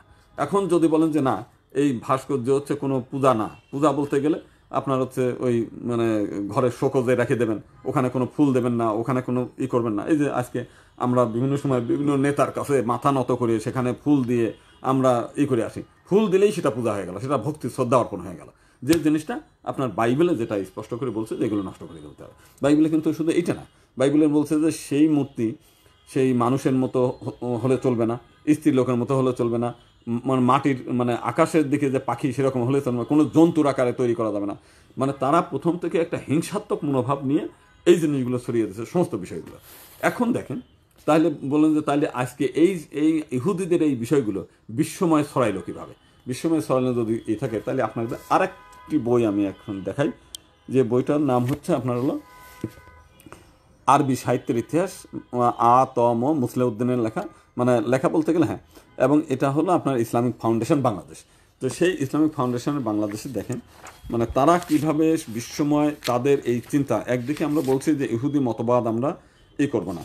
দেখেন এইখানে আপনার এই বইয়ের মধ্যেই বর্ণনা করা আছে যে আপনার সেই বইয়ের মধ্যে বলছে যে আরবের শিক্ষা ব্যবস্থার বিষয় বর্ণনা করতে গিয়ে সেখানে বলছে যে কারণ ইহুদিরা ও খ্রিস্টানরা আরবদের মধ্যে ধর্মীয় প্রচারণা চালিয়েও কোনো উল্লেখযোগ্য সফলতা লাভ করেনি। আরব তাদের সীমাবদ্ধ ধ্যান ধারণা, সংস্কার এবং কুসংস্কার নিজস্ব জগৎ তৈরি করে ফেলেছিল। বেদুইন জীবন বহির্ভূত কোনো জানা বা গ্রহণ করার কোনো আগ্রহ তাদের মধ্যে ছিল না। এবং সেইখানে বলছে দেখেন, আর এটা বলা আছে আরবরা ছিল সহজ সরল জীবনে বিশ্বাসী, কৃত্রিমতা তাদের স্পর্শ করেনি, গাঢ় তত্ত্বের উদ্ঘাটনে লিপ্ত হতো না তারা, যা সাদা দৃষ্টিতে চোখে দৃষ্ট হয় বা যা সহজ হৃদয়ঙ্গম হয় তার বর্ণনা অনাড়ম্বর অর্থাৎ গাম্ভীর্যপূর্ণ ভাষায় ব্যক্ত করতেই তাদের কৃতিত্ব, তাদের ভাষা তাদের অন্যতম সম্পদ, ভাষার গৌরব তারা গৌরবান্বিত, তাই অনারব ধারণায় তারা বাকশক্তি। এই যে বিষয়গুলো আরব সম্পর্কে, আরব বলতে গেলে এটা কোন আরব? যে এটা হচ্ছে যে ইসলাম পূর্ব আরবের বিষয়টা বর্ণনা করা আছে, যে তখন এই আরবের লোকজনদের মধ্যে এতই ছিল। এবং দেখেন তখন এইখানে আরবের যে মন্দির বিষয়গুলো এখানে বলা আছে, সেই সময় আরবে বড় বড় মন্দিরে এইসব দেবমূর্তি প্রতিষ্ঠিত ছিল, মন্দিরে সেবায়েত নিযুক্ত ছিল, সেবায়েতরা কাহিন নামে পরিচিত ছিল, সূর্য দেবতা সবাদের মহাপ্রভু ছিল, এই কথাগুলো বলা আছে সেই দিকে। এবং বলছে বাদশাহ সময়ের একটি সূর্য দেবের মন্দির তৈরি করেন এবং দেবদেবীর জন্য নির্মিত মন্দিরগুলো কয়েকটি নাম উল্লেখ করা যায়, যেমন ঘমদান, রিয়াম, এরকম বেশ কিছু মন্দির। এবং ঘামদান রাজধানী শহরের একটি বড় দেবালয় ছিল, 7 তলা বিশিষ্ট এক বৃহৎ অট্টালিকায় শুক্র গ্রহের একটা কাল্পনিক মূর্তি ছিল। তার এই যে এইগুলো দেবতাগুলো সেগুলো যেন তেন গাছতলায় বসে কিংবা ইসের মধ্যে ছিল না, বড় বড় মন্দির, 7 তলা মন্দির আমার বাংলাদেশেও নাই। তার সেই সময় তারা এই মূর্তিগুলো সম্পর্কে তারা কী ধরনের করতো, এবং সেই মূর্তিগুলোর সঙ্গে যে ভারতবাসীর সম্পর্ক ছিল সেখানে একটা কথা বলছে। এই সম্পর্কে আরেকটি মতবাদ হলো যে ভারতবর্ষে সর্বপ্রথম মূর্তি পূজার প্রচলন শুরু হয়। ভারতবর্ষে কিছু দেবমূর্তি হজরত নুহর সময় বন্যা স্রোতে আরব দেশের জেদ্দায় গিয়ে পৌঁছে একটি জিন আমর ইবন লোহাকে দেবমূর্তির সন্ধান দেয়, আরবদেরকে সেগুলির পূজা করতে উদ্বুদ্ধ করে। ঐতিহাসিক ফ্রিস্তার একটি বর্ণনা মতে ভারতের ব্রাহ্মণরা প্রাচীনকালে মক্কায় গমন করতো এবং কাবা ও কাবার দেবমূর্তিগুলোর প্রতি তাদের শ্রদ্ধা জ্ঞাপন করতো। তার হচ্ছে সেই সময় টোটাল আরব জাহানে যেটা ছিল সেখানে প্রচুর পূজা পার্বণ হতো, এবং ভারতের যে সমস্ত নেতৃবৃন্দরা ব্রাহ্মণরা সেখানে পূজা পার্বণে যেত, এবং আরবের লোকজনও তারা আসতো। এইটা হচ্ছে এখানে বর্ণনা করতেছেন। আপনার যে বিষয়গুলো আমরা বলতে চাই, দেখেন এখানে আরও যে বিষয়টা বলা আছে, দেখেন এখানে 42 নম্বর পাতায় বলছে যে পয়গম্বরদের মধ্যে হজরত ইব্রাহিম, হজরত ইসমাইল, হজরত ঈশার ছবিও কাবার প্রাচীরে ঝোলানো ছিল। কাবার প্রাঙ্গণে ছিল 360টি মূর্তি। কাবা আরবদের দৃষ্টিতে অতি পবিত্র ঘর। তার মানে আজকেও যেমন পবিত্র, ইসলাম পূর্ব আরবেও অত্যন্ত পবিত্র ঘর। তাদের গোত্রে ছিল ভিন্ন ভিন্ন দেবতা। কাবায় তাদের সকলের দেবমূর্তি একত্রে রাখা হয়েছিল। তো এই যে বিষয়গুলো, যে আপনার আশেপাশে সব জায়গাগুলোতেই মানে মূর্তি পূজার ব্যাপক হতো। এবং যে জিনিসটা আমরা বলতে চাই যে এখানে আরেকটা জিনিস বলছে, আরবরা যে গরিব ছিল তা না। সেখানে বলতে চাচ্ছে সেকালে আরবরা অনুন্নত ছিল বলা যায় না, তাদের বাণিজ্য ছিল, সেটা ছিল। সেখানে বলছে যে তারা ব্যাপকভাবে ভারতের সঙ্গে বাণিজ্য মানে এই ছিল যে 12 মাসে 13টা পূজা, এখানে 13টা। দেখেন বছরে 13টি মেলা আরবের নানা এলাকায় বসতো। উকাজ তাদের প্রধান মেলা, এইগুলো ছিল। তার মানে সেই সময় বাংলাদেশে যেমন মানে 12 মাসে 13 পার্বণ, সেখানেও কিন্তু আরবের মধ্যেও সেই ভারতীয় হিন্দুদের যে বিধিবিধান, সেই বিধিবিধানগুলো এককভাবেই ওইখানে ছিল। তাহলে এইখানে যে জিনিসটা ছিল প্রথম, যে এই জায়গাতে ইহুদি এবং খ্রিস্টানরা ব্যাপকভাবেই সেখানে তাদের ধর্ম প্রচার করার জন্য মানসিকভাবে প্রস্তুত ছিল প্রথম থেকেই। তারা চাচ্ছিল যে মূর্তি পূজা বিরোধী একটি গ্রুপ মানে তারা তৈরি করে টোটালটা তাদের নিয়ন্ত্রণের মধ্যে নিয়ে আসতে চেয়েছে। এবং এইখানে দেখেন, এইখানে যে কথাটা বলা আছে এসের দিকে, যে ভারতবর্ষ থেকে মশলা এবং বিরল জীবজন্তু ওমানের সমুদ্র তীরে এসে পৌঁছাতো, এবং সেখানে ইয়েমেনের রাজধানী মারিব হয়ে এইসব সামগ্রী সিরিয়ায় নিয়ে যাওয়া হতো। এসব বাণিজ্য কাফেলা মক্কা অতিক্রম করতো। তার মানে ভারতের সঙ্গে সেই সময় মক্কা মদিনার এবং একটা মানে ভালো সম্পর্ক সেই অবস্থায় ছিল। এবং আপনার ওই সময় তারা কিন্তু অনেক শিক্ষিত লোক ছিল। তো সেইখানে বলছে যে দেখেন এখানে একটা ইসের মধ্যে বলছে যে মূর্খরা যখন নেতৃত্ব করে তখন মহৎ কিছু সম্ভব না। কবিরা সেই সময়ের বর্ণনা করেছেন 6ষ্ঠ শতাব্দীর শেষার্ধে। কাজেই অরাজকতা, বিশৃঙ্খলা তাদের মতে জাহিলিতে যুগ নির্ধারণের মাপকাঠি, এবং তারা 500 খ্রিস্টাব্দ 525 থেকে এই যুগের সূচনা মনে করেন। মদিনায় মানে যে জিনিসটা বলছে যে জাহিলি যুগকে আরবি কবিতার স্বর্ণযুগ বলা হয়েছে। তার মানে যে সময় আমরা বলছি একদিকে জাহিলি যুগ, সেই সময়টাই মূলত আরবি কবিতা এবং মানে আরবি সাহিত্য চর্চা ব্যাপকভাবে। এবং সাহিত্য চর্চা আপনারা জানেন যে তখনই হয় যে যে সময় মানুষ শান্তিতে থাকে। তখন আপনার যখন মানুষের মধ্যে শান্তি না থাকে, সেই সময় কিন্তু আপনার ওই কোনো কবিতা চর্চা এই চর্চা থাকে না। তাহলে আরব যে বিষয়টা, আরবটা ছিল পরিপূর্ণ একটি সভ্য যুগ, কবিতার যুগ, সাহিত্যের যুগ। সেই যুগতে খ্রিস্টানরা এবং ইহুদিরা সম্মিলিতভাবে এই চেষ্টা করেছে যে একটা মূর্তি পূজা বিরোধী একটা গ্রুপ তারা ওইখানে তৈরি করবে, যেটা আপনার এই ইসলামিক ফাউন্ডেশন একটা বইয়ের মধ্যে আছে। তার মানে এইটাই মানে যে কোনোভাবেই হোক আপনার এই মূর্তি পূজা বিরোধীগুলো একটা গ্রুপ সব জায়গা চালু হয়ে গেছে। এবং সেটার ফলে আজকে দেখেন ওইটার আগেও প্রাচীন রোমের যদি ধরেন, রোম যে সময় আপনার এই আরব দখলের আগে এরা কিন্তু রোম মানে দখলে গেছে খ্রিস্টানরা, তখনও পর্যন্ত আপনি পৃথিবীর প্রাচীন সভ্যতা বলতে গেলে রোম এবং মিশর, এবং দুটোই কিন্তু মূর্তি পূজারীদের করা। এবং সেখানে রোমের প্রস্তাবনায় যেটা বলছে যে প্রাগৈতিহাসিক যুগে আর্য ভাষাভাষীর বিভিন্ন উপজাতি ছোট ছোট শহর এবং নগর স্থাপন করে ইতালির উত্তরাঞ্চলে ছড়িয়ে পড়ে। আর্য ভাষা বলতে গেলে সংস্কৃত ভাষা, এবং যে কারণে গ্রিক মানে যে আপনার শব্দ ভাণ্ডার এর কিন্তু বেশিরভাগই আপনার হচ্ছে মানে সংস্কৃত শব্দের খুব কাছাকাছি। আপনার এখনও পর্যন্ত প্রায় 70% শব্দ সংস্কৃত। আপনি দেখেন ওই সময় খ্রিস্টাব্দ 64 খ্রিস্টাব্দে একটা ভয়াবহ অগ্নিকাণ্ডে রোম নগরীর অধিকাংশ এলাকা ভস্মীভূত হয়। তখন নিরো সাম্রাজ্যের অধীশ্বর ছিলেন। অগ্নিকাণ্ডের জন্য তিনি খ্রিস্টানদের দায়ী করে নেতৃস্থানীয় খ্রিস্টানদের প্রাণদণ্ডের ব্যবস্থা করেন। তারপরে সম্রাট ডেমিয়নের সময় 95 খ্রিস্টাব্দে খ্রিস্টানদের ব্যাপকভাবে নির্যাতন করা হয়। এবং আপনার এটা হলো সম্রাট ভ্যালেরিয়ানের রাজত্বকালে খ্রিস্টানদের উপাসনা নিষিদ্ধ বলে ঘোষণা করা হয়। তাছাড়া রোমান দেবতাদের তুষ্টির জন্য পশু বলি দেওয়ার জন্য খ্রিস্টানদের এই করা হয়, বাধ্য করা হয়। আপনার ডায়োক্লেটিয়ানের আমলে 303 খ্রিস্টাব্দে খ্রিস্টানরা চরমভাবে এই করা নিপীড়ন করে। এবং শেষ পর্যন্ত মানে 360 খ্রিস্টাব্দে খ্রিস্টানরা আবার নতুন করে মানে রোমটাকে দখল করে নিল নানান কৌশলের মাধ্যমে। করেই তারা কী করলো, প্রাচীন ধর্ম যেটা সনাতন ধর্ম, সেই পেগান ধর্ম 390 খ্রিস্টাব্দে খ্রিস্টান ডিওসাস মিশরের আলেকজান্দ্রার পেগান দেবতা জুপিটার সেরাপিস অতিকায় মূর্তি ভেঙে ফেলার নির্দেশ দেন। 391 খ্রিস্টাব্দে তিনি পেগান ধর্ম বেআইনি ঘোষণা করেন। 5ম শতাব্দীর থেকে আরম্ভ করে রোমান সাম্রাজ্য খ্রিস্টান পুরোহিত এবং মন্দির ছাড়া আর কোনো ধর্মের পুরোহিত ছিল না। তার মানে এক এক করে এই খ্রিস্টানরা করলে টোটাল রোমটাকে, রোমের হিন্দু যে সমস্ত মঠ মন্দির ছিল সেগুলোকে একের পর এক ধ্বংস করে দিল এবং ওই লোকগুলোকে নানান কৌশলে মানে তাদেরকে খ্রিস্ট ধর্মে দীক্ষিত করার জন্য চেষ্টা মানে করেই ফেললো। কিন্তু এরপরে কী হলো, তারা আসলো আরবে। আরব কিন্তু তারা ব্যাপকভাবে করতে পারছিল না। আপনি যদি দেখেন যে আরব এই চিন্তা চেতনায় তারা কী করলো, নানান কৌশল করে আপনি দেখবেন যে আপনার বহির রাহিব, সলমন, আব্রাহা এবং একই সঙ্গে আপনার ওই সময় যারা আরবের যে সমস্ত খ্রিস্টান নেতৃবৃন্দ ছিল তারা নানাভাবে সেই সময় ইসলাম প্রতিষ্ঠার থেকে হেল্প করছে এবং নানাভাবে এই মূর্তি পূজা বিরোধী একটা মনোভাব তৈরি করার জন্য ব্যাপকভাবে ভূমিকা রাখছে।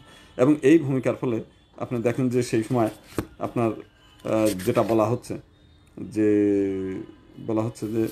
আপনার এটা হচ্ছে আপনার আল বিরুনির ভারততত্ত্ব 1028 খ্রিস্টাব্দে এই বইটা লেখা, মানে এখন থেকে 1000 বছর আগে।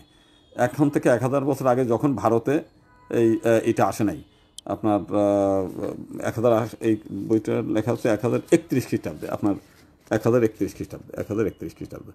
তার মানে হচ্ছে এখন থেকে 1000 বছর আগে, 1000 বছর আগে। এবং এটা ইসলামিক মানে এটা হচ্ছে আপনাদের বাংলা একাডেমির বই। আপনার সেখানে দেখেন, সেইখানে যে জিনিসটা বলতে হচ্ছে, সেখানে বলছে যে অতীতে খোরাসান, পারস্য, ইরাক, মসুল থেকে সিরিয়া পর্যন্ত ভূভাগ শ্রমণদের ধর্ম প্রতিষ্ঠিত ছিল। তারা আজারবাইজান থেকে জরস্ত্রুস বলকে পর্যন্ত ধর্ম প্রচার করেন, সে ধর্ম গ্রহণ করেন, তাদের এই হিসেব করেন। এবং সেখানে বলছে শ্রমণরা সেই দেশগুলিতে বহিষ্কৃত এবং পরবর্তীকালে ছিল। এবং এই যে বলছে যে ব্রাহ্মণদের সঙ্গে এদের গভীর শত্রুতা থাকা সত্ত্বেও অন্য সম্প্রদায়ের তুলনায় এরা হিন্দুদের নিকটতম সম্প্রদায়। তার মানে হচ্ছে এই যে ইরাক, ইরান, আফগানিস্তান থেকে আরম্ভ করে সবই হচ্ছে হিন্দু ধর্ম এটা ছিল। আপনি দেখেন এখানে যে জিনিসটা বলা আসছে যে খ্রিস্ট ধর্ম উদ্ভবের আগে প্রাচীন ইউনানিরাও ধর্মবিশ্বাসে ভারতীয় হিন্দুদের মতোই ছিল। ওদের শিক্ষিত অভিজাতদের দৃষ্টিভঙ্গি ছিল ভারতের অভিজাতদের মতোই। ভারতীয় জনসাধারণের মতো ইউনানি জনসাধারণেও ছিল মূর্তি উপাসক। তার মানে হচ্ছে টোটাল এই আসার আগেই সমগ্র আরব, ইরাক, ইরান, আফগানিস্তান সবই হিন্দু ধর্মের এটা ছিল, যেটা এখন থেকে 1000 বছর আগে আল বিরুনি এই কথাটা বলে গেছেন। আল বিরুনি কিন্তু ওই দেশ থেকেই আসা। তারা এসে বলছে যে সম্পূর্ণ ভারত এবং আরব আশেপাশে যত আছে, মরক্কো, তিউনিসিয়া থেকে আরম্ভ করে ইরাক, ইরান, আফগানিস্তান সবগুলি, তো এখানে খ্রিস্ট ধর্ম আবির্ভাব সেই জিনিসগুলো ছিল আর কি। এবং সেখানে যে জিনিসটা তারা বলতে চায় যে তারা শুধুমাত্র খ্রিস্টানদের এবং ইহুদিদের মানে তারা যেভাবে প্রচারণা করেছে প্রথম থেকে, যে তারা সারা পৃথিবীটাকে একটা মূর্খ, অশিক্ষিত এবং মানে জ্ঞান বিজ্ঞান যেগুলো আছে এগুলো ধ্বংস করে ফেলা, যে কারণে তারা আলেকজান্দ্রিয়ার গ্রন্থাগার ধ্বংস করলো দাও করে। এবং আপনার নালন্দা ইউনিভার্সিটিতে ইখতিয়ারউদ্দিন মোহাম্মদ বখতিয়ার খিলজি যখন ধ্বংস করে, সেখানে নাকি কয়েক মাস ধরে সেই বই পুস্তকগুলো পুড়েছে, মানে এত পরিমাণ বই তারা ধ্বংস করেছে। তো সেই কারণে ভারতবর্ষ পরবর্তীকালে চিন্তা করলো যে বইগুলো যেহেতু ধ্বংস হয়ে যাচ্ছে, পুড়িয়ে ফেলছে, অতএব এই জ্ঞান বিজ্ঞানগুলো যে বিভিন্ন মন্দিরের মধ্যে, মূর্তির মধ্যে পাথর খোদাই করে এবং অনেক শ্রমসাধ্য ব্যাপার সেইগুলো করে এই জ্ঞান ভাণ্ডারগুলো আমাদের কাছে পর্যন্ত পৌঁছাইছে। তার মানে আমাদের মূর্তিগুলো শুধুমাত্র পূজার উপকরণ মানে এই না, আত্মিক শান্তির জন্য না, এই বাস্তবিক জ্ঞান ভাণ্ডারও কিন্তু এই মূর্তির বিষয়। এবং সেইটা যখন এই মুসলিমরা যখন ভারত আক্রমণ করে যখন প্রথম একেবারে, তখন ভারত আসে নাই, আপনার আসছে যখন আপনার সেই আফগানিস্তান পার হচ্ছে, তখনও কিন্তু দেখেন আল বিরুনি বলছে যে মোহাম্মদ বিন কাসেম কুনাব্বাহ মুলতান জয় করার পর শহরের ঐশ্বর্য এবং ধনাগমের কারণ অনুসন্ধান করে জানতে পারলেন যে এই বিগ্রহটি তার মূল, কেননা নানা দিক থেকে তীর্থযাত্রীরা এটা দর্শন করতে আসতো। বিগ্রহটিকে অক্ষত অবস্থায় থাকতে দেওয়া তিনি উচিত বলে মনে করেছিলেন, তবে উপহাস করার জন্য তার গলদেশে একখণ্ড গোমাংস ঝুলিয়ে দিয়েছিলেন, মানে এবং সেই স্থানে একটি জামে মসজিদও নির্মিত হয়েছিল। তার মানে এই যে এখন থেকে 1000 বছর আগের থেকেই এই যে হিংসাত্মক একটা জিনিস, মূর্তির বিরুদ্ধে যে হিংসা, সেই হিংসা বিদ্বেষ কিন্তু চলে আসছে। তাহলে এখন আমাদের যে বক্তব্যটা আমরা হিস্ট্রিগুলো তুলে ধরলাম, যে এটা শুরু করেছে ইহুদিরা, যেটা নবী হযরত মুহাম্মদ কিন্তু লাস্টে তাদের এই সমস্ত অপকর্মর কাহিনীগুলোর জানার পরে উনি যখন বুঝলেন যে আমাদেরকে বিপথে নিচ্ছে, আমাদেরকে খারাপ দিকে ধাবিত করতেছে, তখন কিন্তু উনি ইহুদিদেরকে বন্ধু হিসেবে গ্রহণ করতে নিষেধ করেছেন, ইহুদিদের নীতি আদর্শ গ্রহণ করতে নিষেধ করেছেন। এবং এই নিষেধ করার পরেও আজকে যারা আমরা মূর্তির বিরোধিতা করতেছি, আজকে তো আমরা শিক্ষিত, আমরা তো বুঝতে পারি যে একটা মূর্তির মধ্য দিয়ে চেতনা তৈরি হয়, একটা মূর্তির মধ্য দিয়ে আমরা চেতনার বৃদ্ধি হয়, মানে একটা মূর্তির মধ্য দিয়ে একটা জিনিসকে চিহ্নিত করা যায় নানাভাবে। মূর্তির নানা ব্যবহার, আপনার যে কোনো জিনিসকে চিহ্নিত করতে গেলেও একটা প্রতীক, একটা জিনিস থেকে আরেক জিনিস, ব্র্যান্ডের একটা হচ্ছে আপনার বাটা কোম্পানির একটা ব্র্যান্ডের জুতা, একটা হচ্ছে পেগাসাস ব্র্যান্ডের। এটা শুধুমাত্র তার প্রতীক দেখে বোঝা যাবে এটা বাটা কোম্পানি না এটা হচ্ছে তার এই পেগাসাস কোম্পানি। এই মূর্তি, এই প্রতীক দেখলে বোঝা যাবে। একটি দেশ, আমাদের বাংলাদেশের পতাকা দেখলে মানে ধরেন এখান থেকে সৌদি আরবে হজ করতে গেছে মানুষ, বাংলাদেশের পতাকা দেখলে বোঝা যায় এগুলো বাংলাদেশি। আবার ভারত থেকে যে হাজিরা গেছে তাদের একটা ভারতীয় পতাকা দেখলে বোঝা যায় এটা হচ্ছে ভারতীয়। অর্থাৎ এই যে একটা চিহ্নিত করার কাজে এই প্রতীকগুলো ব্যবহার হচ্ছে, চিহ্নিত করার কাজে। কিংবা বাংলাদেশের একটা ম্যাপ, মানে কাগজে কলম দিয়ে একটা ম্যাপ আঁকলে পরে এটা কিন্তু বাংলাদেশ না, কিন্তু এই চিহ্ন দেখেই বোঝা যায় এটা বাংলাদেশ।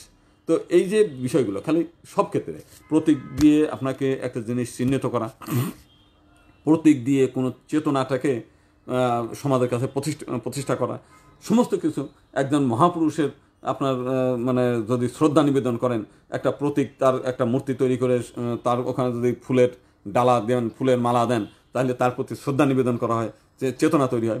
পৃথিবীর বহু দেশে এই মূর্তিগুলো তৈরি করে মানে বছরে একদিন তার জন্মদিন অথবা মৃত্যুদিনে ফুলের মালা দিয়ে দিচ্ছেন একটা পাথরের উপরে, একটা কিংবা সিমেন্টের মূর্তি, কিন্তু চেতনাটা তৈরি হচ্ছে সেই মহাপুরুষকে শ্রদ্ধা অনুষ্ঠান, ওই প্রতীকটা কিছু না। তো এইভাবে আমরা শহীদ মিনারও কিন্তু ফুল দিয়ে অন্তত শহীদদের উদ্দেশ্যে শ্রদ্ধা করি। এখন যদি বলেন যে ওই 3টা সিমেন্টের খুঁটিতে কিসের শ্রদ্ধা, ওটা তো সিমেন্টের খুঁটি, ও ভাঙলেও কিছু বলবে না, এও কিছু না, কিন্তু একটা চেতনা আসে ওইখান থেকে, এই চেতনা। তো সেই কারণে একটা চেতনা তৈরি করার জন্য মূর্তি। এখন যদি বঙ্গবন্ধুর ভাস্কর্য যে বিষয়টা, বঙ্গবন্ধুর আজকে মাজারে আমরা বছরে একদিন ফুল দিতে যাচ্ছেন, তো সেখানে তাকে শ্রদ্ধা নিবেদন করা হয়। একটা ভাস্কর্য যদি তৈরি হয় সেখানে যদি আপনি ফুল নিবেদন করেন তাহলে তার প্রতি মানে করা হবে, সম্মান জানানো হবে। এখন যদি বলেন না তার প্রতি আমরা কোনো সম্মান জানাবো না, কোনো কিছুই করবো না, সেটা হলো আলাদা বিষয়। তো সেই কারণে আমাদের আজকের যে বিষয়গুলো, আজকে আমরা যে জিনিসটা বললাম, হিন্দুদেরকে এই সেন্সিটিভ বিষয় নিয়ে অনেকেই দেখে খুব মাতামাতি করে। এই মাতামাতি থেকে দূরে থাকতে হবে। কেন দূরে থাকতে হবে? কারণ এইটার পক্ষে বললেও সমস্যা, বিপক্ষে বললেও সমস্যা। আপনি যেমন জোর করে আপনার ধর্ম চাপায় দেওয়ার চেষ্টা করবে, আপনি এটা গ্রহণ করেন। যেমন আপনার কোনো দোকানে গিয়েছেন, সে একটা মালামাল বলে যে এটা আপনাকে নিতে হবে। আপনি যদি ওর গুণাগুণ ব্যাখ্যা শুনতে চান যে এটার ভালো মন্দ সম্পর্কে একটু বলেন, আপনি তখন মানে বলে ফেলবেন যে সে এলে আমার ধর্মের অপমান করছে। আজকে প্রত্যেক জায়গায় যে পুরাই ফেলছে, বাড়ি পুরাচ্ছে, অমুক পুরাচ্ছে, তমুক পুরাচ্ছে। সেই কারণে অযথা ফেসবুকে এই ধর্ম নিয়ে এবং এই মূর্তি পূজার পক্ষে বিপক্ষে কোনো কথা বলার দরকার নেই। যারা মানে পক্ষে বলবে তারাও যে সম্প্রদায়ের মানুষ, যারা বিপক্ষে বলছে তারাও সেই সম্প্রদায়ের মানুষ। তারা এটা নিয়ে দ্বন্দ্ব সংঘাত যা মনে চায় তাই করুক। এটা আমাদের হিন্দুদের কাছে এটা হলো আমার অনুরোধ, যে ফেসবুকে কিংবা এমনি আলাপ আলোচনা কোনো দরকার নেই। তারা যদি বোঝে যে আজকে জ্ঞান বিজ্ঞানের যুগ, এই যুগে প্রতীক দরকার, এই যুগে মূর্তি দরকার, মানে তাহলে তারা এটা করবে। আর যদি তারা ইহুদিদের যে মানে তত্ত্বতন্ত্র, যেটা একবার প্রথম থেকে আমরা যেটা দেখলাম, যে সেইটাকে যদি তারা করে, তাহলে সেটা হচ্ছে তাদের মানে একদিকে ইহুদিদের গালাগালি পাবেন, আবার আরেকদিকে ইহুদিদের যে নীতি আদর্শ সেইটাই পালন করবেন। এটা তাদের ব্যাপার, তারা যদি করতে চায় সেটা করবে আর কি, সেটা আমরা বাধা দেব না। কারণ আমরা মনে করি যে আমরা একটা সভ্য জাতি। পৃথিবীর সভ্যতার সৃষ্টি থেকে সারা পৃথিবীতে একসময় জ্ঞান বিজ্ঞানের যে মিশরে যে পিরামিড যখন তৈরি হয়ে গেছে, সেই পিরামিড তৈরি করার ক্ষমতা এখনকার মানুষের নাই। আপনি কর্ণাটকের যেসব মন্দিরগুলো মানে পাথর খোদাই করে যে মূর্তিগুলো তৈরি করা, সেই মূর্তিগুলো তৈরি করে মূর্তির যে সূক্ষ্ম কারুকার্য যে করা কাটিং পদ্ধতি, সেই কাটিং পদ্ধতি এখনও পৃথিবীর মানুষের কাছে নাই। আপনি এসে যান কম্বোডিয়ায় যে ওঙ্কারধাম মন্দির কিংবা অ্যাঙ্কর ভ্যাট যে মন্দির বলে, সেই মন্দিরের মানে 400 একর জমির উপরে মন্দির, পৃথিবীর এত বড় মন্দির আর নাই। বাইরে থেকে মনে হবে সেই পাথর কেটে কেটে বিশাল বড় করে তৈরি করা, কিন্তু কাছে গিয়ে দেখবেন প্রতি ইঞ্চিতে সেই মূর্তিতে খোদাই করা বিভিন্ন কাহিনী, বিভিন্ন সায়েন্স টেকনোলজি বিষয়গুলো নিয়ে, প্রতিটি ইঞ্চি, যেটা আধুনিক যুগে এই যুগেও সম্ভব না। মিশরের পিরামিড মানে শুধু না, মমি তৈরি করেছে কিভাবে, সেই মমি তৈরি করার এটা এখনও নেই। মিশরের যেখানে এই পিরামিডগুলো তৈরি করা, সেখানে একটা পাথরের ওজন 10 টন ওজনের পাথর সেই উপরে টানিয়ে নেওয়া, কীভাবে সেই মানে মিশরের পিরামিডের উপরে পাথরগুলো কোন ক্রেন দিয়ে নিয়ে আসছিল, সেই বিজ্ঞান এখনও পর্যন্ত নেই। তার মানে এইরকম একটা বিশাল সভ্যতাটাকে শুধু মূর্তি পূজার বিরুদ্ধে বলে তাকে ধ্বংস করা হয়েছে। আপনি যদি ভারতের একটা মন্দির আছে, সেই মন্দির 212 ফুট উঁচুতে একটা 81 টন ওজনের একটা পাথরের একটা গম্বুজ উপরে মানে নিয়ে যাওয়া হয়েছে। এখনও বিজ্ঞানীরা বলতে পারে না যে এই পাথরটা কিভাবে ওর উপরে নেওয়া ছিল। তো এই যে বিজ্ঞানগুলো, এবং এখনও পর্যন্ত আপনারা বইপত্র পড়েন, সেই রোমান আইন, এখনও রোমার জ্ঞান বিজ্ঞান, সেই সভ্যতা, সেই প্লেটোর আপনার রিপাবলিক এখনও পড়েন, সেই সমস্ত মূর্তি পূজারীরা যে কাজগুলো, যে জ্ঞান ভাণ্ডারগুলো সারা পৃথিবীতে দিয়েছে। আপনি নাস্তিক দর্শনও ভারতের, তারপর আস্তিক দর্শনও ভারতের। মূর্তি পূজা ভারতের দর্শন, মূর্তি বিরোধী যে গ্রুপ আছে তারাও ভারতের দর্শন। আজকে পৃথিবীতে যে সমস্ত আপনার সাম্যবাদ প্রচার করে, ধর্ম মানে না যারা বলে, সেই নাস্তিক দর্শন, সেই নাস্তিক দর্শনে ভারতের 4 ভাগ দর্শন, যাবজ্জীবেত, সুখংজীবেত, ঋণাঙ্কিতা, ঘিতংপিবেত। অর্থাৎ ভারতের মধ্যে যে গণতন্ত্রের চর্চা, ধর্মের মধ্য দিয়ে, রাষ্ট্রের মধ্য দিয়ে সমস্ত কিছু জ্ঞান বিজ্ঞানের যে চর্চা হয়েছে, সেই চর্চার বাইরে পৃথিবীর কোনো কিছু নেই। তো সেই কারণেই আজকে সেই ভারতীয় যে দর্শন, ভারতীয় কৃষ্টি, কালচার, ঐতিহ্য, সেই ঐতিহ্য মূর্তির মধ্য দিয়ে প্রকাশ করা।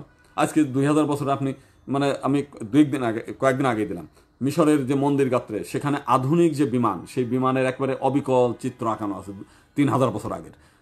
আধুনিক কালের যে হেলিকপ্টার, সেই হেলিকপ্টারের পরিপূর্ণ চিত্র সেই মিশরের মন্দিরগুলোতে, তখনও হিন্দু মন্দির ছিল, সেই মন্দিরগুলোতে এখনও খোদাই করা আছে।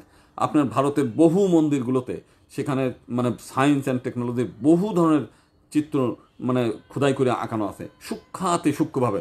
কল্পনাও করা যায় না যে একটা পাথর কেটে কিভাবে এই জিনিসগুলো তৈরি করা, বানানো তো দূরের কথা, করা যায় না। তো সেই রকম একটা বিজ্ঞান, সেই রকম একটা দর্শন, শুধু মূর্তি পূজা বিরোধী তত্ত্ব ইহুদিরা ছড়িয়ে দিয়ে সারা পৃথিবীতে এই বিজ্ঞান ধ্বংস করে পৃথিবীটাকে একেবারে জঙ্গলে নিয়ে গিয়েছিল। সেখান থেকে আবার ধীরে ধীরে মানুষ জ্ঞান বিজ্ঞান চর্চা করতে করতে এই পর্যায়ে আসছে। এখনও যদি ওই মূর্তি ভাঙা তত্ত্ব, ভাস্কর্য ভাঙা তত্ত্ব, মূর্তি পূজা বিরোধী তত্ত্ব যদি পৃথিবীতে চলতে থাকে, একসময় এই পৃথিবীতে আবার পিছনের দিকে চলে যাবে, এই জ্ঞান বিজ্ঞান থেকে মানুষ হারাবে। তো সেই কারণেই হিন্দুরা চিরকাল যেটা করেছে সেটা সভ্যতার খাতিরে করেছে, সভ্যতা গড়েছে। ধ্বংসের তত্ত্ব হিন্দু ধর্মে কখনোই ছিল না। কাটাকাটি গলা কাটা, আপনি বাইবেলে দেখলেন, শুধু মূর্তি পূজা করার অপরাধে বাইতুল মুকাদ্দাসে একসঙ্গে 70 জন পুরোহিতকে হত্যা করা হয়েছে। এবং পরবর্তীকালে শুধু এই তত্ত্ব দিয়ে আরব থেকে আরম্ভ করে, গ্রিক থেকে আরম্ভ করে, রোম থেকে আরম্ভ করে সমস্ত জায়গায় তারা নানা কৌশল করে এই একের পর এক তাদের এই ঘৃণ্য মতবাদ প্রচার করে ধ্বংস করেছে। এই ইহুদিবাদ যে কারণে সারা পৃথিবীতে ঘৃণা ছিল, তাদের এই কৌশলী আপনার ইদানিংকালে তো শোনা যায়। এই যে আইএস যারা দেখেন, ওখানে ইরাক, ইরান, আফগানিস্তানে, যেখানে ইরাক সিরিয়ার মধ্যে যে আইএস গঠিত হয়েছিল, যে আধুনিকতম সবচাইতে দামি দামি শস্ত্র তাদের হাতে, আধুনিকতম সবচাইতে ভালো ভালো গাড়ি তাদের হাতে, যেখানে তাদের অবরোধ করা গাড়ি তাদের কাছে কে বিক্রি করলো? তারা নিজেরা তো গাড়ি তৈরি করতে পারে না, তাদের সে কারখানা নেই। মিসাইল, বিমান বিধ্বংসী মিসাইল কিংবা ক্ষেপণাস্ত্র, ট্রাঙ্ক, এগুলো তারা তৈরি করতে পারে না, তাদের কাছে কে দিয়েছে? এই ইহুদিরাই দিয়েছে। 2 মুসলিম গ্রুপের মধ্যে বিরোধ তৈরি করে তারা ওখান থেকে যত দামি দামি জিনিস চুরি করে নিয়ে যায় সেগুলো করেছে। এবং মার্কিন পররাষ্ট্রমন্ত্রী হিলারি কিন্তু নিজে ঘোষণা স্বীকার করেছিল যে লাদেন হচ্ছে তাদের তৈরি করা, তালেবান তাদের তৈরি করা। তারা এই জিনিসগুলো এখন যেমন তৈরি করতেছে, আগেও তৈরি করেছে তারা। বিভিন্ন সময় মানুষের মধ্যে, সভ্যতার মধ্যে গ্যাঞ্জাম আদায়, মারামারি কাটাকাটি তৈরি করে, তাদের মধ্যে দ্বন্দ্ব সংঘাত তৈরি করে তাদের এই সম্পদ লুণ্ঠন করার ইতিহাসটা ইহুদিদের আগেও ছিল, এখনও আছে, ভবিষ্যতেও থাকবে এই জিনিসগুলো। এবং এই তত্ত্ব দিয়েই তারা লুটপাটের তত্ত্ব, আপনি দেখবেন যে বাইবেলের পাতায় পাতায় শুধু লুটপাট এবং লুটপাটের জিনিস ভাগাভাগি করা, যেটা পৃথিবীর মানুষ এখনও, আপনি যদি কারো বাড়ি লুট করেন কিংবা কারো এই যে স্বর্ণের দোকান লুট করেন, আপনি জেলে যাবেন। কিন্তু সেই আমলে আপনি দেখেন যত প্রকার লুটের তত্ত্ব এই বাইবেলের গড বলে গেছে, তাদেরকে নির্দেশ দিয়ে গেছে, তোমরা লুট করো, লুটাই নিয়ে ভাগ করে একটা অংশ রাখো আর একটা অংশ দিয়ে দাও।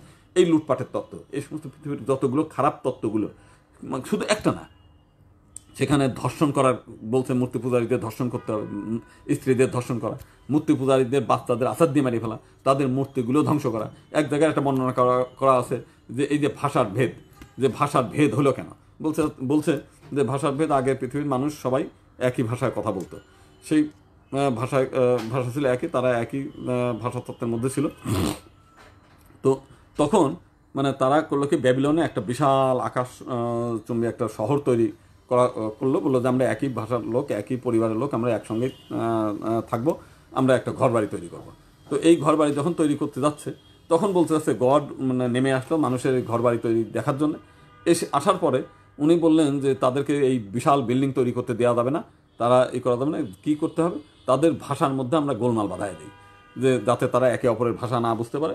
পরবর্তীকালে এইটা না করার জন্য সেই ব্যাবিলনের যে বিশাল আকাশচুম্বী শহর, একটা বিল্ডিং তৈরি করার কথা ছিল, সেটা কিন্তু আর তারা করতে পারেনি, বিচ্ছিন্ন করে দিয়েছে। এটা যদিও রূপক গল্প, যাই হোক।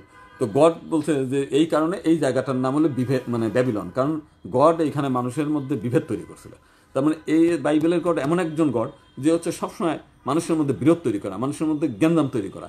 এবং দেখেন আপনি যদি বাইবেলের আপনি একটা জিনিস, আপনার লাস্টে আমরা অনেক সময় নিয়ে আমরা কথা বললাম, একটা জিনিস আপনি পড়ে শোনাই, আমরা তাজ্জব হয়ে যাবেন দেখেন এই যে আপনার এটা নিউ টেস্টামেন্টের আপনার যিশুর বক্তব্য আর কি। দেখেন আপনি এখানে 3য় খণ্ড লুক 12-13 এটা দেখেন। এইখান থেকে সেইখানে কি বলছে যে আমি দুনিয়াতে আগুন জ্বালাতে এসেছি, যদি তা আগেই জ্বলে উঠতো তবে কত না ভালো হতো। আমাকে একটা তরিকাবন্দে নিতে হবে, আর যতদিন পর্যন্ত তা না হয় ততদিন পর্যন্ত আমার দুঃখের শেষ নেই। তোমাদের কি মনে হয় আমি দুনিয়াতে শান্তি দিতে এসেছি? না, তা নয়, আমি শান্তি দিতে আসিনি, বরং মানুষকে মানুষের বিরুদ্ধে দাঁড় করাতে এসেছি। এখন থেকে এক বাড়ির 5 জন ভাগ হয়ে যাবে, 3 জন 2 জনের বিরুদ্ধে আর 2 জন 3 জনের বিরুদ্ধে। তারা এইভাবে ভাগ হয়ে যাবে, বাবা ছেলের বিরুদ্ধে, ছেলে বাবার বিরুদ্ধে, মা মেয়ের বিরুদ্ধে, মেয়ে মায়ের বিরুদ্ধে, শাশুড়ি বউয়ের বিরুদ্ধে, বউ শাশুড়ির বিরুদ্ধে। আমার বক্তব্য হলো এই যে গডে মানে ঈশ্বর বাণী, একজন মহাপুরুষের বাণী, কোনো মহাপুরুষ এরকম একটা বাণী দিতে পারেন যে সে শান্তি দিতে আসে না, এই মানুষের মধ্যে মানুষের বিভেদ তৈরি করতে আসছে? এইটা কোনো শান্তির বাণী হতে পারে? তো এই জন্যেই আমরা যদি এখনও সতর্ক না হই এবং বাংলাদেশের মানুষ যদি সেই ইহুদিদের প্রচারণা থেকে যদি বেরিয়ে না আসে, ভবিষ্যতে তাদের জন্য ক্ষতির কারণ হবে। এখনও পর্যন্ত তারা আমাদের মধ্যে এই মানে একটা অকারণে একটা অজুহাত যে মূর্তি পূজার বিরুদ্ধে আমার সঙ্গে গডের সঙ্গে মানে মূর্তিরই করছে। ভারতবর্ষের কোনো মূর্তি কেউই গডের সঙ্গেই করে নেই। আমরা দুর্গা পূজা করি, 3 দিন পূজা 5 দিন পূজা করে লাস্টের দিন নিয়ে নদীতে বিসর্জন দিয়ে আসি। ওটা গড হইলে আমরা তাকে বিসর্জন দিতাম না। আমরা বিভিন্ন দেবদেবীর পূজা করি, সেই দেবদেবীর থেকে আমরা সেই দেবদেবীর গুণটাকে আমরা নেই, মানে গুণটাকে, যেমন আমরা যে কথাটা আমরা কালকে বললাম যে আমরা সরস্বতী থেকে বিদ্যা অর্জনের চেতনাটাকে নেই, লক্ষ্মী পূজা থেকে ধন অর্জনের চেতনাটাকে আমরা নেই, আমরা কার্তিকের থেকে আমরা শত্রু বিনাশের যে চেতনা কিংবা রাষ্ট্র নিরাপত্তা রক্ষার যে চেতনা সেখান থেকে আমরা নিতে পারি। আমরা গণপতি থেকে গণেশ, যেটা গণপতি পার্লামেন্ট বিষয়ক মন্ত্রী, সেখান থেকে আমরা ইসের চেতনা মানে গণতন্ত্রের চেতনাটা আমরা সেখান থেকে নিই। এরকম প্রত্যেকটি দেবতার থেকে, অন্নপূর্ণা থেকে কীভাবে মানুষের এই থাকে, এরকম প্রত্যেকটি দেবতার এক একটা গুণ, সেই গুণ থেকে আমরা ওই মূর্তির পূজার মধ্য দিয়ে ওই গুণাবলী আমাদের সন্তানদের মধ্য দিয়ে আমরা অব্যাহত রাখতে চাই। এই হলো মূল বিষয়। এখানে গডের সঙ্গে শরিকও করা হয়নি এবং তাদের আমরা এই মূর্তিকে আমরা কোনো সময় গড বলিও নেই, মূলত এই বিষয়গুলো। তো এখন এই যে বাস্তব চেতনাটাকে, এই চেতনাটাকে অস্বীকার করার সুযোগ নেই আপনার। মানে আজকে যে কথাটা আমি আবারও বলি, প্রতীক ছাড়াই জগৎ অচল। যেই যেটা করুক, যারা আজকে আইএস যে করেছে, আইএসেরও একটা পতাকা আছে, আলাদা পতাকা। তো সেই পতাকাগুলো থাকবে, প্রতীক থাকবে, এগুলো চিরকাল ছিল, এখনও আছে, ভবিষ্যতেও থাকবে। তো সেইখানে এই জগতে আপনি যতই আমরা বলি যে প্রতীক চলবে না, মূর্তি চলবে না, মূর্তি সভ্যতা হলেই মূর্তি থাকবে। যখনই অসভ্য জাতি হবে, তাদের যখন টাকা পয়সার দরকার ছিল না, যে আমলে মানুষের শিল্প প্রতিষ্ঠানের আলাদা ট্রেড লাইসেন্স দরকার ছিল না, তখন এই প্রতীক দরকার ছিল না, তখন মূর্তি দরকার ছিল না। যদি এই সভ্যতা থাকে, এই প্রতীক থাকবে, মূর্তি থাকবে। এটা হলো পৃথিবীর একটা ইতিহাস, অবিচ্ছেদ্য অংশ। এই প্রতীক এবং মূর্তি থেকে পৃথিবীর সরানোর কোনো সুযোগ নেই। এই সরানো যাবে যদি পৃথিবীটা আবার ধ্বংস হয়ে যায়, ধ্বংস হয়ে মানুষ যদি আবার জঙ্গল থেকে ফিরে আসে, যখন মানুষ মানে কাপড় চোপড় বানাতে পারবে না, টাকা পয়সা থাকবে না, মানে ইসের থেকে একেবারে জঙ্গল থেকে বেরিয়ে আসবে, তখন কিছুদিন যাবত, যতদিন পর্যন্ত মানুষ সভ্য সমাজে না আসবে, ততদিন পর্যন্ত মানুষ কিছু প্রতীক মানে ছাড়া চলতে পারবে। কিন্তু যখনই আবার সভ্যতা আসবে, সভ্যতার সঙ্গে প্রতীক থাকবে। তো এখন আমাদের যে বক্তব্যটা বাংলাদেশের প্রেক্ষাপটে আমরা বলতে চাই যে এই বিষয় নিয়ে আমরা কোনো কথা বলবো না, এবং হিন্দুদের আমরা আবেদন জানাই, কোনো দরকার নেই, কোনো পক্ষের দরকার নেই। বরং সরকারের কাছে একটা জিনিস বলি যে এই ভাস্কর্য এবং মূর্তি নিয়ে দ্বন্দ্ব সংঘাত করে আপনারা যে কাজটা করছেন সেটা হচ্ছে যে হিন্দু বিরোধী সেন্টিমেন্ট তৈরি করে ফেলছেন সারা বাংলাদেশে। তার কারণে এমনিতে আপনারা একদিকে বলতেছেন যে মূর্তি পূজা হারাম, মূর্তি পূজা কোরআনে নিষেধ আছে, ইসলামে নিষেধ আছে। মানে এই কথা বলার অর্থ হচ্ছে যারা এই নিষেধের কথা জানতো না তাদেরকেও আপনারা জানাচ্ছেন, যে কারণে ভবিষ্যতে আমাদের মূর্তি পূজারী এবং মূর্তির বিরুদ্ধে আপনারা একটা বিশাল মানে ডেঞ্জারাস পয়েন্ট তৈরি করে ফেলতেছেন।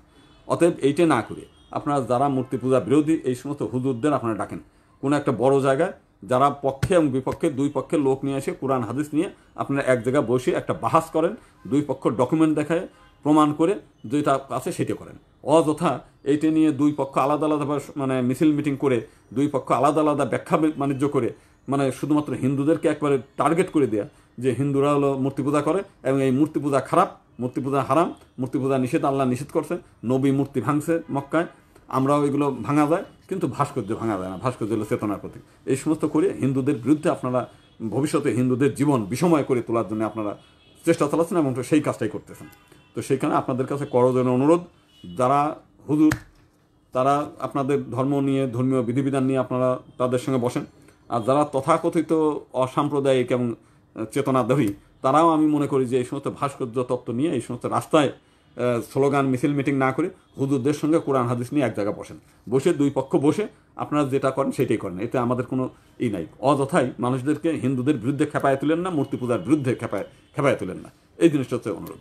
তো সবাইকে নমস্কার আবারও, এবং হিন্দুদের কাছে সর্বশেষ আবারও অনুরোধ যে এই মূর্তি পূজা ইস্যুতে এবং ভাস্কর্য ইস্যুতে কোনো মিছিল মিটিংয়েও যাওয়ার দরকার নেই, ওই ফেসবুকেও অযথা নিয়ে লেখার দরকার নেই। কারণ এখানে আপনি যদি যে কাজটা তারা করে, আপনি যদি কোনো মতো একটা কথা বলেন, আপনার কোনো কারণে দেখবেন একটা আইসিটি একটা আপনার ধরে নিয়ে গেছে, আপনার মামলা করবে। সেই অসাম্প্রদায়িক লোকটাও করবে, আপনার যারা সাম্প্রদায়িক মৌলবাদ তারাও এর বিরুদ্ধে। তখন কিন্তু তারা একসঙ্গে। আপনার যখন বামিয়ানে বৌদ্ধ মূর্তি ধ্বংস করছিল আপনার এই 2000 সালে, বেশি দিন আগে না, এটা হচ্ছে আফগানিস্তানে।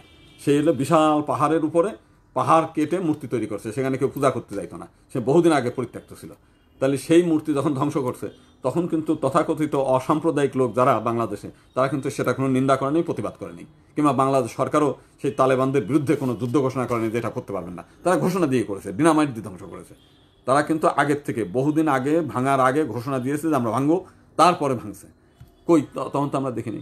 তো তখন তা আপনি ভাস্কর্য আর এই মূর্তির মধ্যে তখন আপনাদের মধ্যে কোনো পার্থক্য ছিল না, এখন পার্থক্য হচ্ছে। তো এই সমস্ত আমি মনে করি যারা স্বার্থবাদী লোক, এরা স্বার্থের জন্য বিভিন্ন ব্যাখ্যা করে, স্বার্থের জন্য অপব্যাখ্যা করে, স্বার্থের জন্য নিজেদের অনুকূলে ব্যাখ্যা তৈরি করে।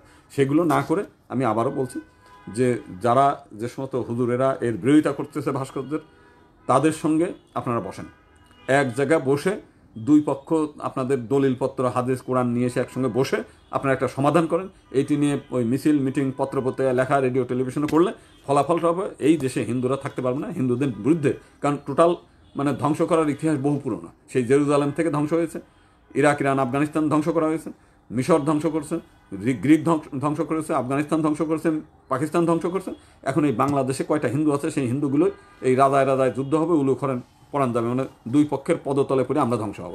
আমরা এই ধ্বংস হতে চাই না, এবং আপনাদের কাছে অনুরোধ করি যে এর থেকে আপনারা বিরত হন দয়া করে। নমস্কার সবাইকে।